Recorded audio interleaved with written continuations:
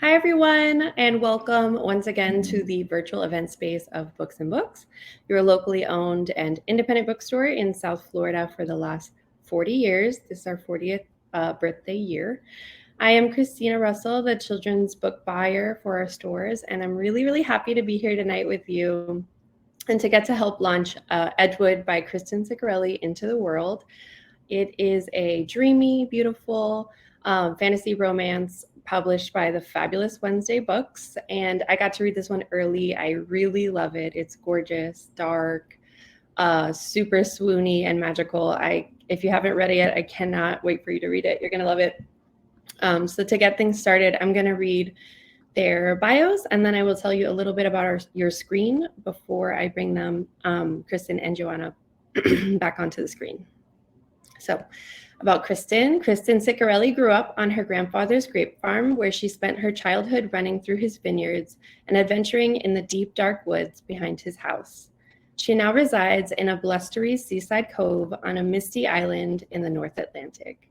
When she's not writing, you can find her hiking in the headlands with her dog, playing board games with her husband, or sipping tea by the wood stove. She is the author of Edgewood and the internationally best-selling Ascari series. Our moderator tonight is Joanna Hathaway. She was born in Montreal and is an avid storyteller who was inspired to write after reading her great-grandfather's memoirs of the First World War. A lifelong history buff, she now has shelves filled with biographies and historical accounts and perhaps one too many books about pilots. She can often be found reading, traveling, or riding horses. So a little bit about your screen before I bring them on is I want to point out this giant green button below us. That's my favorite button and the most important one tonight. It is where you can purchase your copy of Edgewood or any book. We greatly appreciate any support for the authors who come and join us and for our bookstore. And then the second thing is the Ask a Question button, which is in the bottom right-hand corner. This one is where you can put a question in. It's a little easier for us to keep track of than the chat. I invite you to use it. We will check it, and we'll try to get to those before the night is up. That is it from me. I'm going to bring Kristen and Joanna on screen.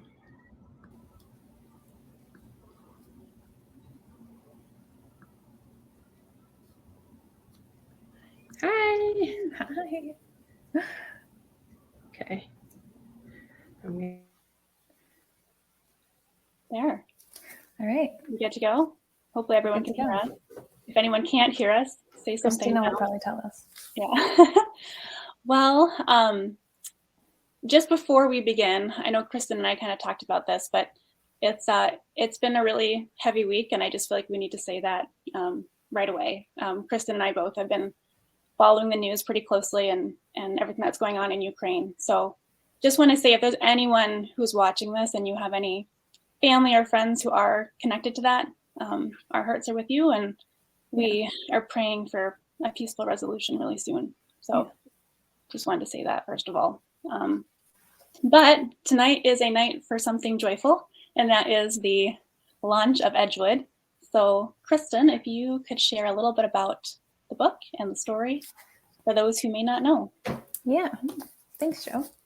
Okay, so this is Edgewood, and it is a contemporary fantasy about a musician named Emmeline, whose grandfather goes missing, and in order to get him back, she has to return to the cursed woods of her childhood, and basically barter with the Fae king that stole him, and stay in his place as the singer in this Wood King's court. But the only problem is that the court is cursed, and every singer before her has come to sort of unfortunate ends. So that's Edgewood. Awesome. The heart of the book is the connection between Emmeline and her grandfather. I think, at least having read the story, that definitely feels like the heartbeat of the book. Even though there's lots of other things going on, and it's a really strong connection that they have, and at times heartbreaking because of what our grandfather's going through. So, can you tell us a little bit about the inspiration for that relationship and maybe just the story as a whole? Yeah, I would agree with you. It's one of the main threads, her relationship with her grandfather. And for those who haven't read it, her grandfather has dementia. So a big part of the book is her sort of struggling with that and how that changes her relationship to him. But basically, the relationship between Emmeline and her grandfather is sort of inspired and loosely based on the relationship that I had with my grandfather growing up. So when I was really small, up until my teenage years, my mom was a single mom and she worked long nights as a nurse. So I ended up being basically half raised by my grandparents. Like I had a bedroom at their house until I was actually married, which was maybe too long to have a bedroom there. But yeah, so I was very close with my grandparents. And then one day I came home. I was living in another city because I had gone away to school. And I came home and I walked into the house. I walked into the kitchen. I went to give my grandfather a kiss and he didn't know who I was. And so that was kind of like, you hear about these things happening to other people. You just never think that they're going to happen to you the next time you visit home. And so it was just kind of this sort of like gut punch almost. And the way that I dealt with it was I just started writing him into this story, thinking that like maybe I could keep him because it was so obvious that I was going to lose him and I was like already losing him. So that was sort of the way that I dealt with it, being very naive, like you don't get to keep people. But yeah, so that is sort of the seed, that draft, that like baby draft is sort of the seed of what became Edgewood today. And that was over 10 years ago. And I have revised the book many, many times and rewritten it a couple times since then. So it's a very different incarnation, but it's still sort of one of the main threads that runs through it is this relationship that Emmeline has with her grandfather. So yeah, that's so special. And his, I believe, I don't know if I'm not giving anything away, the dedication of the book is to that's my grandfather. Yeah, yeah, that's so special. And what about so there's the forest in Edgewood, which is a very dark, has some dark forces, some magic, shiftlings, all these different things going on. And I know Christina mentioned in your bio that you grew up kind of in the woods in southwestern Ontario. So what about the inspiration for that? And you and I have gone through the woods together, actually. That's right. On the family farm. I just remember that. Yeah. Yes. So these woods. So I grew up on my grandfather's grape farm. So my mom's house was on the same farm as my grandfather's house. And many of my cousins too, actually. And there was a forest that sort of bordered it and that kind of sloped down into a valley. And there's a big creek at the bottom of the valley. So when we were growing up, we were not allowed to watch a lot of TV or play a lot of video games. And we got kicked out of the house until like dinner time. So the woods have like, I don't know if I was already sort of attracted to like the woods or if like that is why I'm kind of attracted to woods. Like I feel like some people are, maybe I'm making this too binary of a thing, but some people are attracted to oceans and some people are attracted to mountains. And I've just always been sort of attracted to forests. And so me and my cousins would just like adventure through these forests for so much of our childhood. And we would just find weird stuff. Like, so we would find like, I remember one time finding this like old tree house that was sort of like half dilapidated, but it was like so high up in the tree and there was no way to get up there. So we're just like, it was just kind of like this mysterious tree house. Like, who did it belong to? Who built it? How did they get up there? How old is it? And then another time there was like a rubber boot in the middle of this creek. Who knows how long it had been there for? It's maybe still there. But like the weirdest thing that we found in the woods was a car that had been completely rusted out on the inside. Like it was like, it had been there for probably 50 years, maybe more than that. And it's just like, how did a car get in the middle of the woods at the bottom of this valley? So it was just kind of like, there was always something to discover. Everything, like all of those things had stories behind them. We didn't know what they were. So there's like always like a sense of mystery. And I think like the woods in literature in general, they can represent so many different things. Like being lost, like the shadows in things, the dark side of ourselves. But yeah, I think for me, it's always been like adventure and mystery and like what is waiting in there. And I think in Edgewood, there's some of that. But I think ultimately it's sort of almost a mirror for Emmeline. So the woods is being sort of slowly eaten away by this curse. So there's something wrong in the woods. And also there's something wrong in Emmeline. And their fates and these like two wrong pieces are kind of tied up together, and they're sort of interconnected in the book. So, yeah. When you were young, did you ever imagine like supernatural? Yeah, things in the woods. Yeah, we were convinced that like there were dinosaurs in the woods, or at least remnants of dinosaurs, like big sort of like craterous sort of cracks in the, it was kind of like mud-like or like clay-like where we are in the Niagara Peninsula. So, and that one time we found like something that looked like a Tyrannosaurus Rex's footprint. So yeah, we made stuff up like that all the time. I wish I could have been your friend as a kid, because I love dinosaurs. I wish that too, Joe. I would have been in the woods with you looking for things. I would have done it.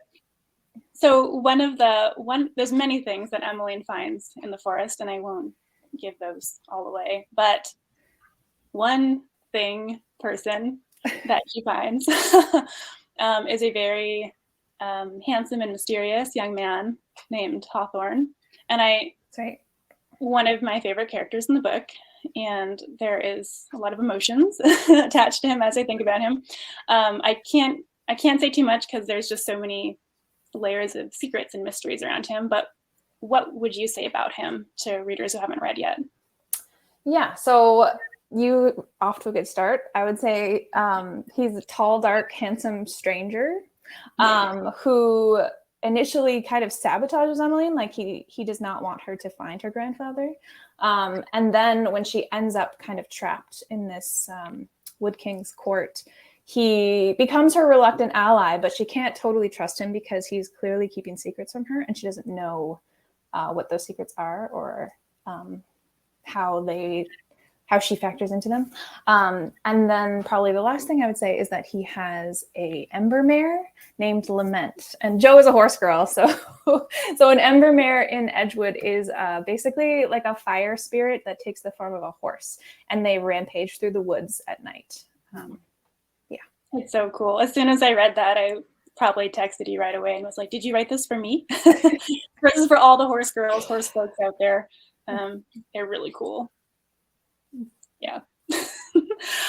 Okay, so just maybe coming out of the woods, I mean, talk about Emmeline a little bit more.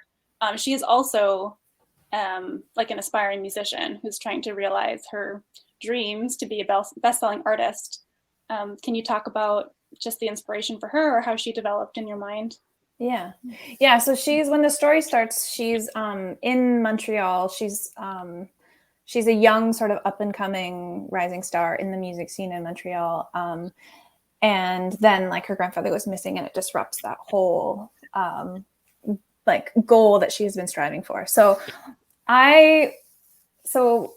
in some ways I've sort of drawn on my own life experience with Emmeline. Before I was an author, I was a ceramic artist. And so I spent so much of my time around other working artists, doing like the show circuit and everything. So it was like blacksmiths, woodworkers, potters, clothing designers, small clothing designers, and people who like sewed their own clothes and sold them at like One of a Kind, which is our big sort of show here in Canada, in Toronto is the big one. And so basically, and there was like, most of them, I would say, most of the artists that were in my circles were women, and a lot of them were like sustaining themselves just with their art.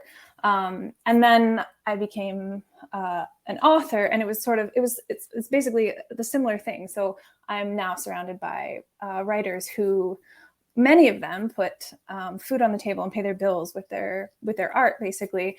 And so I've been in this, like, art, sort of like professional artist, I guess, for over a decade. And I feel like I had things to say about it, like things to say about pursuing your biggest dream and attaining your biggest dream. And then basically what it takes, or what it like feels like to be sort of alone and like out there as an artist entrepreneur, especially a young woman, and the sacrifices they have to make. And then, and like the questions that bring up, like, is this worth it? Like what am I prepared to do to make this happen?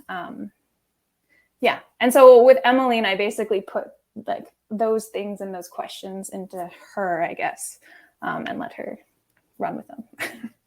Yeah. So cool.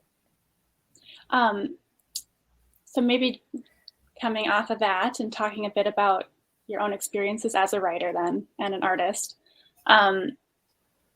As mentioned earlier, you already have best-selling trilogy that's out there, the Ascari Trilogy, which, by the way, if anyone hasn't read that yet, amazing. The Last Namsara is the first book, and it's full of dragons, and it's probably my favorite dragon book, and also one of my favorite just YA fantasies in general. It's beautiful, and there's this whole trilogy. So yeah, definitely check that out. And so, and this is your fourth book now.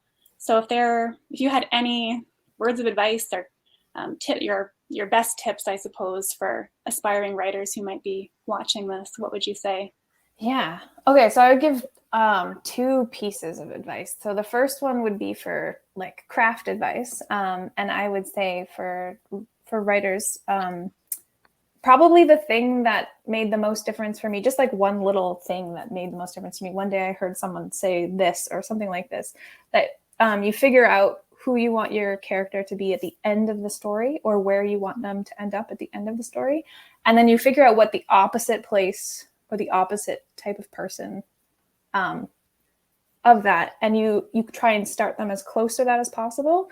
And then it basically leaves room for a lot of growth and change, and it allows you to use your plot to kind of nudge them into the person that you want them to be, or who they're meant to be, or the place that they're supposed to end up. And it just gives your story like a very dynamic character arc, and plot too, because those two things are related. And then the second thing I would say, and that this is more publishing advice, is it's very cliche, but I think it's true, is just to not give up.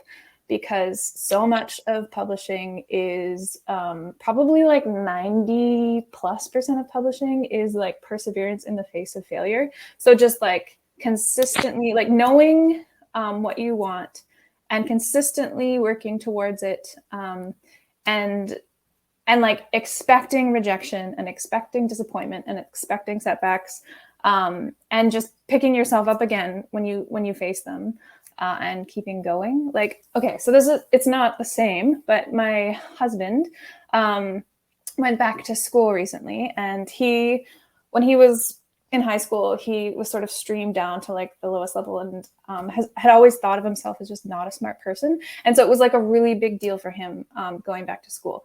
And I remember in his first year, he got this really bad mark. It wasn't really bad, but it was not as good as he was expecting it to be. And he was like, like maybe I'm just not cut out for this. Or like, maybe I'm really just not smart enough for this. And it's just, and maybe like he deserves like a kinder, gentler wife. But I remember turning to him because like by this time I was like 3 books in. I had faced so much rejection. I have been through 3 agents now, and my first 2 left publishing. So a lot of people don't realize that you can like, sometimes you lose your agents. And so I turned to him and I was like, well, how badly do you want it? I feel like you need to ask yourself that question, because it's so much, it's not about how smart you are or how talented you are. Like there's some of that, but so like the vast majority of it is like persistence and resilience, I would say. So just keep going. Yeah. And I feel like, this actually leads into my next question for you, but I feel like it, most writers are not just writing. I mean, there are writers who are authors who are, but a lot of aspiring writers, especially, we're writing between day jobs, we're writing with kids, we're writing through illness and all kinds of things. There's always something. It's really never the perfect, environment for creativity. And so I think that perseverance, it's not just saying, oh, it's hard to come up with an idea. It's life happens. And so that's just the truth. It's the reality of the art that most of us are trying to do. And so that leads to my next question, which is that you passed another milestone this year, and you're now a mom. So you are writing with a little one who needs you constantly. First of all, how has that been? And also for anyone else who is trying to realize some of these dreams with little ones around, do you have any advice for that? Yeah, I kind of actually, I'll answer the question, but if you have any tips and tricks for writing that you would like to dole out, I would like to know, but no pressure.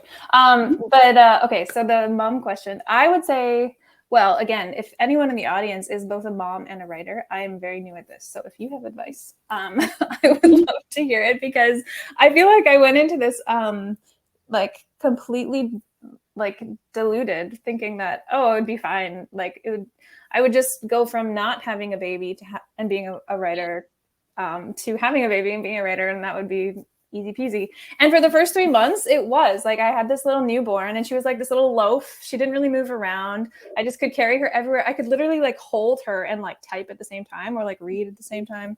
And I was like, oh, I got this. This is so easy. I think my copy edits came. Some edits came like the week that she came home, that we took her home. And I did those. I did a bunch of edits that summer. So maybe, yeah. Anyways, maybe it was like the fog of new parenthood. Like maybe that's not normal, but I didn't realize that like after the 3-month mark, and certainly now like babies start to move and they like get into things. And like, so now like I cannot do that anymore. Like she's just go all the time. She's not even walking yet, but it's just like everything. Like I'm constantly like, she's like playing in the toilet water if I turn my back, or she's like pulling a plug out of the wall, or like whatever it is that she's doing. You just can't. So these days, I've had to be like really rigid with my schedule. So I'm really fortunate. My husband, he has a flexible schedule. So he takes her until noon. So then I have the whole morning to work. And sometimes that means I have to get up at like 4 or 5 if I have a lot to do. But I have like that whole chunk of the morning with like a bit of a break with her in there. But yeah, so I'm very fortunate. That has been working for me so far, or working for us so far. At some point, that schedule will have to change a little. But so yeah, I don't know. I'm really lucky. I have people to sort of trade off with, but still a big adjustment. So, I mean, I've just got a cat, and it can be demanding sometimes at dinner time. So that's about it. demanding cuddles. Demanding, he does. He circles my chair until I let him up on my lap. It's like he hunts me. He's like, I'm coming up. I'm coming up. Can't stop him. So, okay, I want to make sure we have time for any questions, and maybe I have one more for you, and then I could take a look at the questions down there. And then depending on how many we have, maybe we can poll, and if the folks watching want to let us know if there's a certain area you want me to ask more questions to Kristen, because I have more book questions by Edgewood. I have more writing questions, so we can kind of, if we have time left over, we can dive into those. So, so my last official question for you is that you recently announced your next book, which is coming out, called The Crimson Moth. I'm sure I got it right. Can you tease us a little bit about that one, and maybe when it's due to come out? Yeah, so it's The Crimson Moth, as you said, and it's coming out at some point next year, probably summer or fall, or maybe a little bit later. And basically, it is a Scarlet Pimpernel inspired romantic fantasy. And so basically, this idea for this book started several years ago. So I have always been kind of mildly obsessed with the Scarlet Pimpernel. And like maybe 3 or 4 years ago, I was doing one of my rereads of the Scarlet Pimpernel, and I just like, it was like a craze almost. It's like, this is not enough. I need to like watch the movie. So I watched the movie, and then I watched the really terrible TV show. And then it was still not enough. And I was like, maybe what if you had the Scarlet Pimpernel, but you gender swapped it, and you swapped in witches for the aristocrats, and just kind of like, my mind went from there. So that's basically the the gist of it. So in this world, basically it's like post-revolution where witches have been diminished from rulers to outcasts. And at one point, witches sort of held most of the power in the society, and there was corruption and there was abuse. And so people rose up, and now witches are everyday witches, whether they were part of that ruling class or not, and part of that corruption or not. They are kind of scapegoated and hunted down and executed. So the book sort of starts in that aftermath, and it features Rune, who is a witch that's hiding in plain sight. She's like the Scarlet Pimpernel character. She's rescuing witches under the noses of the witch hunters. And Gideon is a witch hunter who is determined to unmask her. So, yeah. I've read a taste of it, and I'm very excited. I'm so excited. Yeah. Revolutions, witches. And it is not called the Scarlet Moth. No one should think that like me. Crimson Moth. Crimson Moth. That's right. Awesome. Okay, I am going to attempt to use technology and read these questions. This is probably the most riskiest part of the chat where I try to do this. So, okay, hang on. Oh, great. They're all right there. This is really easy. Okay. Let me see. I'm just going to go, I guess, in the order that they are here. First question is, did you have any role in the cover design for Edgewood, or were you surprised by it? And if so, what were your thoughts at a first glance? Yeah, so I can't remember how much input I had like initially. Like I think they asked me for like comparative titles of books, the covers of books that I sort of liked.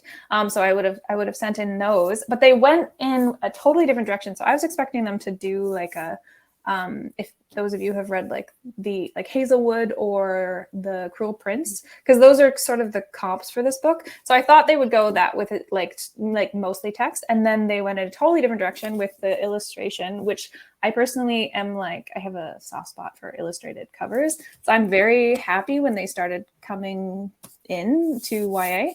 And yeah, so I was like, I don't know, like I was just blown away by this cover because it is so like every single detail. Like, okay, there's actually, if you look really hard, you can find a raven in her ivy in there. Like everything is just from inside the book. Like she looks like Emmeline, at least how I envision her. There's like the moth has a special place in the book. The knife has what? Oh, sorry, I'm interrupting. The dress that she's wearing, is that one of the ones from one of the scenes right in the book? I think it's based on it, yes. Yeah, so she wears these kind of cool nature-y dresses in the book. When she's in the court, they dress her in these like very fun dresses. But yeah, even the anemones, like those are from the book. Like it's just the moth is on the spine there. Anyways, I just was blown away. I really, really love this cover. Okay. But I took you away. There's the raven. Sorry. Well, I took you away from the weapon, and I know you love girls with weapons. So if you want to talk about the knife, I interrupted you. Yeah. So this knife, I set out to write a book about a girl who does not wield a weapon, and at some point, obviously, she does very briefly. But yeah, like I wanted it as like a personal challenge because normally I write girls with weapons. But yeah, this knife was made for her special by someone special in the book. So. Yeah. But yeah, typically authors don't get a lot of say on covers. I think that's a misconception that authors get to decide what their covers are. I just lucked out. Mm-hmm. Yeah, it's beautiful. I gasped when I first saw that. So. Well, yeah, I think I sent it to you right after I got the the cover gods blessed you. Okay, the next question is, without saying what it is, where did you get the idea for Hawthorne's origin? Okay. Oh, this is a spoiler. I don't know how to answer this question without spoiling a big, huge thing. Well, I would say, like in the I don't know if I say this in my thank yous. So the very last person I think is Joe, who is my husband. So I say that your steadfastness is woven through all of these pages, and every time I read them, I find you in them, my love. And I think like there is a part of it that is sort of, I wouldn't say that Hawthorne is based on my husband, but like the relationship, there's like again, I don't want to be spoilery. They go through something like as a pair that I don't think I could have written if in my own relationship we hadn't been to like a sort of like a hard place and come out of it. Let's say that. So, yeah. Yeah. Oh, that's beautiful. Oh, and also, well, yeah, I won't give anything away. Just know at the end of the book, the night that I read it, it was like midnight, and I like just lay on my bed and I just like, like those memes of like just staring at the ceiling. And I had never done that really before, but I did for that. I just like was like, what did I just read? In a good way. It was great. I think you might be this book's like biggest fangirl, Joe. Well, I had a lot of feelings afterwards. So. There's plenty more fan girls and guys and everyone to come. So I won't be the only one. Okay. Who was your favorite character to write? I'm really loving Rook. Interesting. Okay. Well, I really had fun writing Hawthorne. But probably the funnest character to write is Sable, who is a girl who wields weapons. So maybe that's why. And so I made her into a secondary character, the girl who wields weapons. Yeah, she's just like super curmudgeonly, which maybe because I can be curmudgeonly, maybe I was like channeling that. Just kind of badass. And just also a good friend, which is just something I admire in people. So probably Sable. Yeah. Oh, a fellow Canadian here. Hello. Hello. What are your favorite mythical creatures? Oh gosh, definitely dragons. Yeah, so I don't know. I've told this story when I was first touring with The Last Name Star, but I haven't told it in a while. So when I was in grade 9 art class, I like would sneak dragons into every single art project, even if it was like a still life of like apples on a table. And so this like annoyed my art teacher to no end, and it was the same art teacher all the way through high school. So in grade 10, I was banned from drawing dragons. I wasn't allowed to draw them.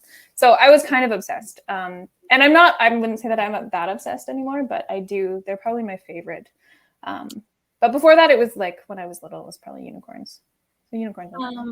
Can I just say, I think I know why we're friends now, because I was banned from drawing horses. Oh, really? I had horses on everything. Like even you had to, in like grade 8, you'd make cover pages for like every subject. Yeah. So for science, I would have a horse in a lab coat, like holding a beaker. It's too bad that we only met in adulthood.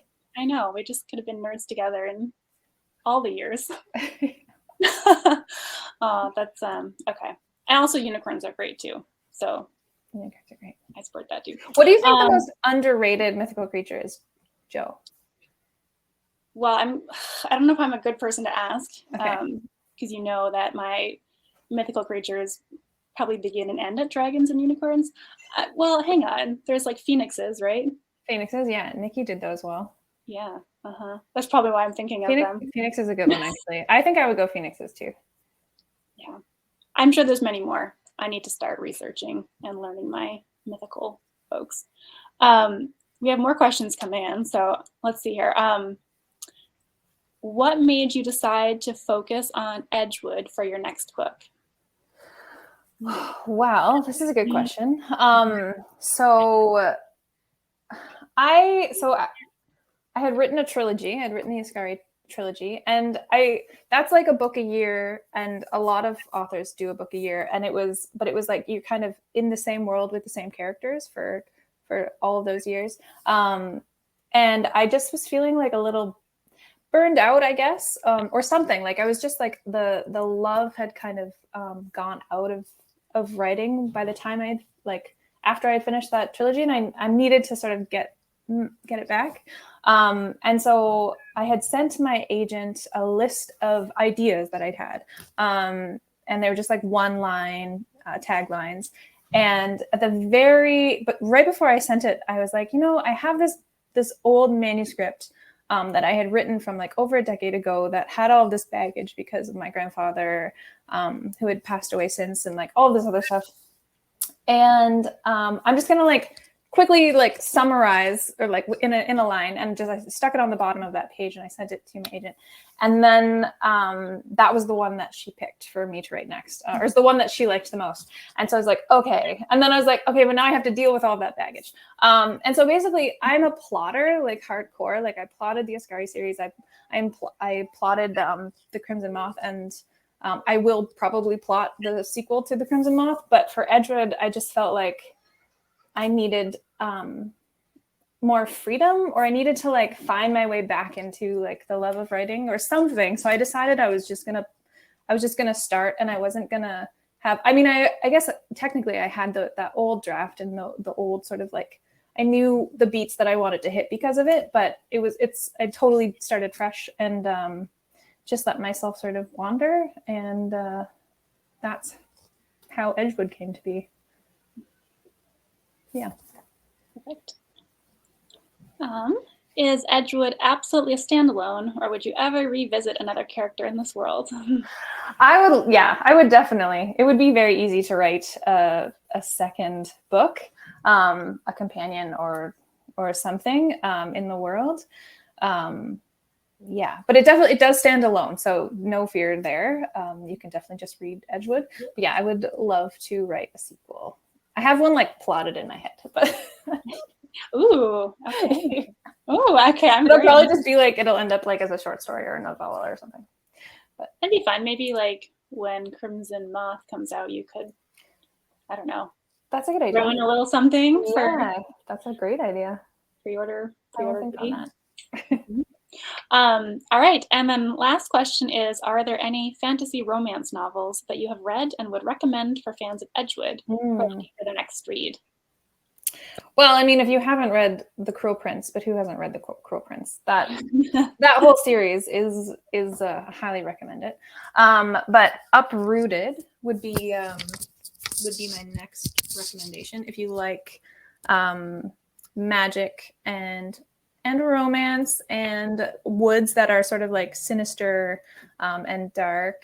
Do you have anything, Jo, that you would recommend? I feel like I'm not very well read in like fantasy romance. I know there's lots of great ones out there. The one that always comes to my mind that I adore is Daughter of the Forest.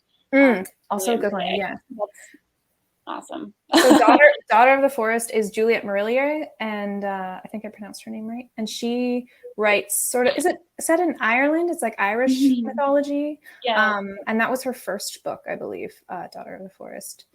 So one more that I would recommend that potentially you've already read because she's pretty popular, but is Enchantment of Ravens by Margaret Rogerson. Also woods, also fae, also romance. Yeah, it's good. There's some recommendations coming in the comments too. Oh, okay. Yeah, read them off if you want. We've got Blade of Secrets by Tricia Levenseller. Yeah, excellent. Among the Beasts and Briars by Ashley Poston. I'm never sure how to say her last name. Hopefully close enough. I think it's Poston, but yeah, I'm not sure. Yeah. Forestborn, another great one. Yeah, there's some good recommendations coming up here. I don't know if we can. I can see Christina's working overtime to like put the direct links in there. What are some? Do you know any? I'm just to shout out like any Canadian authors that do like fantasy romance like yourself. Well, I would say E.K. Johnston. She does Star Wars books, and she does her own fantasy. I love her. Tanaz Bethina, she does romantic fantasy. Her Hunted by the Sky is one of my favorite books, and it's also written by Tanaz. Who else? Looking, all of my Canadian books are in Newfoundland right now. I'm blanking. There are so many. If I think of it, I'll post them on Instagram. How about that? If you follow me on Instagram, I'll post some Canadian authors. Yeah. I always feel like it's like I have a book, like I have 3 books on my, bedside table at any given moment, which most of us probably do. And then as soon as someone's like, what's a book you've read recently? I'm like, what have I read? I have a whole list. Why is my brain blanking? So I know. But yeah, no, you should do a post on Instagram because that'd be awesome. I will. Yeah. There's still recommendations coming through. I'm going to be taking down some notes. So we're at 40 minutes right now. I'm not 100% sure. We have one more question that came through. Why don't we cap it at one more question? One more question? Yeah, I wasn't sure. I'm trying to do the timing on here. Okay. This is a nice question. It's how did you two meet? Aw. How did we meet, Jo? Many moons ago. We met in Pitch Wars, if anyone knows what that is. It's like an online writing mentorship program. And that was back in 2015, I think. Yeah, summer 2015. We entered and we got in as mentees to get our books worked on. It ended up being both of our debut novels, actually, that were in that contest. It's not really, there is a contest part at the end, but it was really more like a mentorship. Yeah. And I live in the States, but I'm originally from Ontario. And so I just happened to see there's another person out of 50 people in this contest, and she was from the same city in Ontario where I was raised. And so I was like, I need to be friends with her. And I think I immediately messaged you on, I don't know, Twitter or something. And yeah, you definitely did. And I remember, okay, what did you think of my what was your impression of me just from my profile? Way too cool for me. I was like, I'm such a nerd. This person, I was like, she does ceramics, she does these art, and she has a really artistic photograph. She's a serious artiste. Oh, and man. I'm just, now I'm ashamed of my answer. I think I've told you this already though. Because I think you were wearing a ball cap and you were at some sort of sporting event or something. I could be getting that wrong. In my head, that's probably I think I was at an air show actually. Which okay, sorry. So you were too cool for me is basically how this goes. But I remember thinking this person is a jock or a jock's girlfriend or something. That was my first impression of you. But I didn't care because I didn't care. That was just my impression. Yeah. But yes, that's fun. Let's go down memory lanes. Yeah. Anyways, that's how friends ever since. Hi, Christina. Hello, welcome back. Thanks. Thank you so much, guys. That was really fun. I'm sure you saw a lot of those questions from mine. I'm also a fangirl of this book, so this was really fun to get to be a part of. And many congratulations on your release day for Edgewood. Thank you. Thanks for having us. Yeah, no, thank you so much for being with us. And thank you to everyone who joined us. It was really fun. I loved your questions and all of your recommendations. I myself will be writing them down later. So we're going to wrap things up. Again, I remind you, whether you're watching this now or later, we have copies of beautiful Inside and Out Edgewood at the bookstore. The green button below will take you to where you can purchase one. And we have lots of events all the time. We'd love you to follow us on social media at Books and Books and support the authors who do events with us and us. So yeah, thank you so much for being with us tonight, Joanna. Your questions were fabulous, and thank you so much, Kristen. Congratulations again, and good night. And thanks for everyone who came. Good night.